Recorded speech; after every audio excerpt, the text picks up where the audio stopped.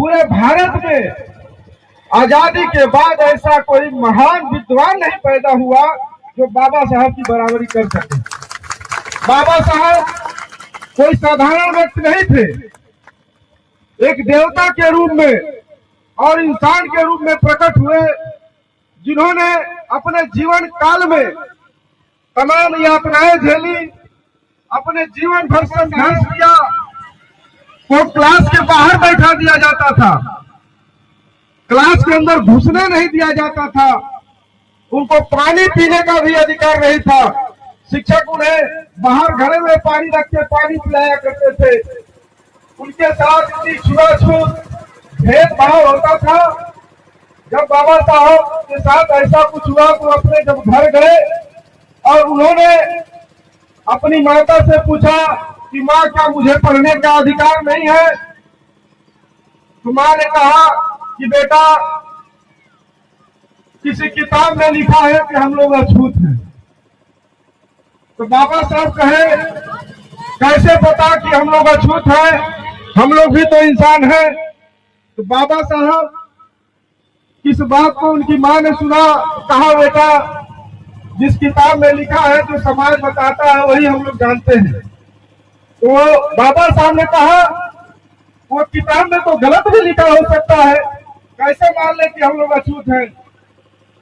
तो माँ ने कहा कि बेटा, ऐसे समाज ने मुझे बताया है, ऐसा ही हम लोग के साथ किया जाता है। तो बाबा साहब ने कहा कि अगर मुझे भविष्य में मौका मिलेगा, मुझे पढ़ने का मौका मिलेगा, बराबरी के हो, किसी के साथ भेदभाव न हो, छुआछूत न हो, तो बाबा साहब ने एक ऐसी किताब लिखी जिसका नाम संविधान है।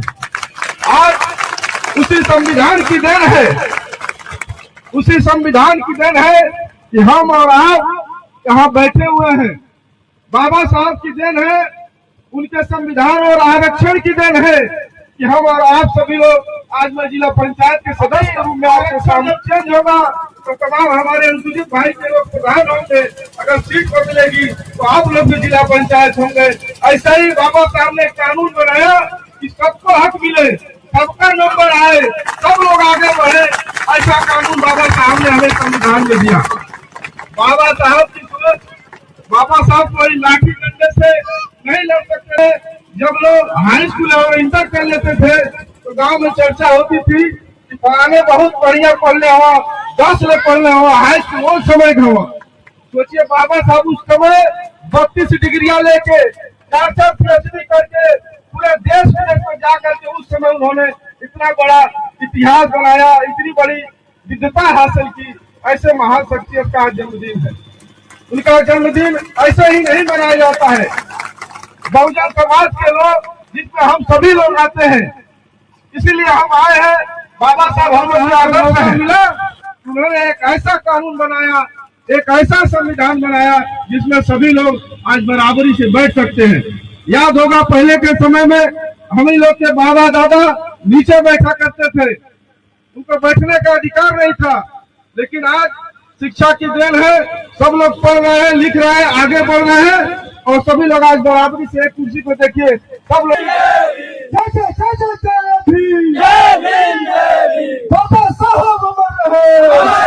जो आजादी के बाद आज तक पूरे हिंदुस्तान में कोई पैदा नहीं हुआ बाबा साहब की बराबरी कर सके। लिखी हुई जो बाबा साहब ने कहा कि शिक्षा शेरनी का दूध है, शिक्षा शेरनी का दूध है, जो जितना पिएगा वो उतना ही दहाड़ेगा।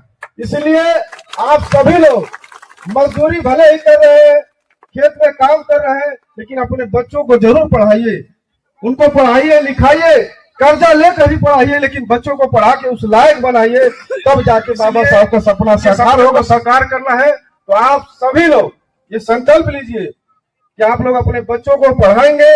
और जो आज का युवा समाज है, नौजवान है, देख रहे हैं कि बड़ी तेजी से वो नशे की लत में, धूम्रपान में, नशा में, दारू सिगरेट में बिगड़ता जा रहा है। इसलिए इन सब चीजों से आप लोग दूर रहिए, अपने बच्चों को अच्छी शिक्षा दीजिए, तब जाके हमारा समाज के रूप में आप सभी के बीच में बोल रहा हूं, उसमें सबसे बड़ा योगदान किसी का है तो बाबा साहब अम्बेडकर जी का। क्योंकि आरक्षण में जब मेरा नंबर आया तब मैं सदस्य हो पाया। बाबा साहब अमर रहे। प्रधानमंत्री बनते हैं तो बाबा साहब के संविधान की शपथ लेते हैं, बाबा साहब की देन है। राष्ट्रपति बनते हैं तो वो भी बाबा साहब के संविधान की शपथ लेते हैं। राज्यपाल बनते हैं तो वो भी बाबा साहब के संविधान की शपथ लेते हैं। मुख्यमंत्री बनते हैं तो वो भी बाबा साहब के संविधान की शपथ लेते हैं।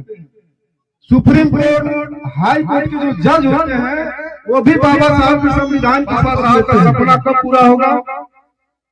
बाबा साहब का सपना तब पूरा होगा जब आप सभी लोग पढ़ेंगे, लिखेंगे, अपनी बहनों को, अपनी बच्चियों को पढ़ा लिखा के कुछ लायक बनाएंगे, तब जाके बाबा साहब का सपना पूरा होगा।